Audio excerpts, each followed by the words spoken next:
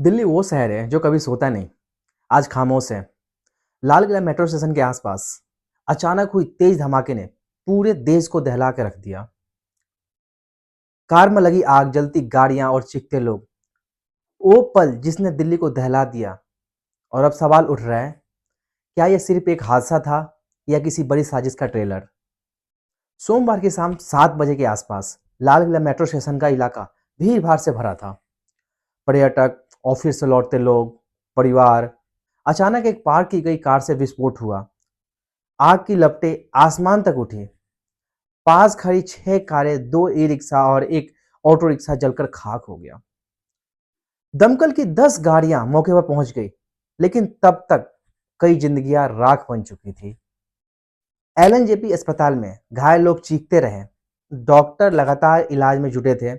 एक प्रत्यक्षदर्शी बोला, भाई, इंसान का हाथ और फेफड़ा जमीन पर पड़ा था। दिल्ली ने फिर देखा दहशत का वो मंजर जो यादों में हमेशा जलेगा। जैसे ही धमाके की खबर फैली, प्रधानमंत्री नरेंद्र मोदी ने तुरंत गृह मंत्री अमित शाह से बात की। अमित शाह ने Delhi police commissioner, IB director और एनआईए को एक्टिव मोड में भेज दिया। एनएसजी की टीम ने फोरेंसिक यूनिट के साथ स्पॉट पर सर्च ऑपरेशन शुरू किया। देश भर में हाई अलर्ट जारी कर दिया गया। दिल्ली, यूपी, महाराष्ट्र में पुलिस को 24 घंटे की सतर्कता पर रखा गया। लेकिन जैसे जैसे जांच आगे बढ़ी, कहानी और उलझती चली गई। धमाके के सिर्फ एक दिन पहले गुजरात एटीएस ने अहमदाबाद से 3 संदिग्ध आतंकवादियों को गिरफ्तार किया था।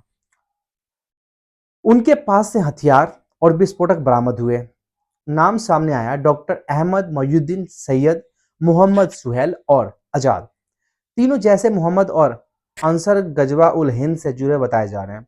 अब जांच एजेंसियों को फरीदाबाद में 2910 किलो विस्फोटक बरामद हुआ।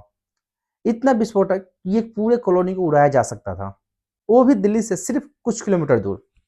क्या यह सिर्फ संयोग है कि धमाके से पहले इतने बड़े स्तर पर बारूद मिला, या फिर सब एक ही नेटवर्क की कड़ी है। फरीदाबाद के अल फलाह यूनिवर्सिटी से MBBS student doctor Muzammil Ahmad Ganai उर्फ मुसेब को गिरफ्तार किया गया। जम्मू कश्मीर पुलिस और फरीदाबाद पुलिस के जॉइंट ऑपरेशन में यह पता चला है कि मुसैब ने 2 किराए के घरों पर विस्फोटक छिपाए थे। एक कमरे में 360 किलो अमोनियम नाइट्रेट और हथियार बरामद हुए। अब जांच एजेंसियां ये जोड़ने में लगी हुई हैं कि क्या यही विस्फोटक नेटवर्क दिल्ली तक पहुंचा। धमाके के बाद देश भर की सुरक्षा एजेंसियां एक्टिव हो गई।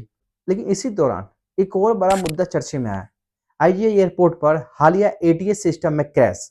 हाँ, वही हादसा जिसने पिछले हफ्ते दिल्ली एयरपोर्ट पर घंटों फ्लाइट्स रोक दी थी।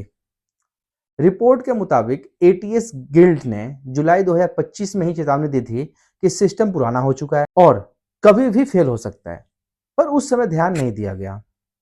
अब सवाल उठता है कि जब हमारी एयर सिक्योरिटी और टेक्निकल इंफ्रास्ट्रक्चर ही कमजोर है, तो क्या ऐसे हादसे सिर्फ एक इंसिडेंट है या किसी बड़ी सिक्योरिटी ब्रेच का संकेत। चाहे यह एयर नेविगेशन सिस्टम हो या ग्राउंड सिक्योरिटी, दोनों में ही ढील हमारे देश की सुरक्षा को खतरे में डाल सकती है। दिल्ली के बाद उत्तर प्रदेश और महाराष्ट्र में अलर्ट घोषित कर दिया गया है।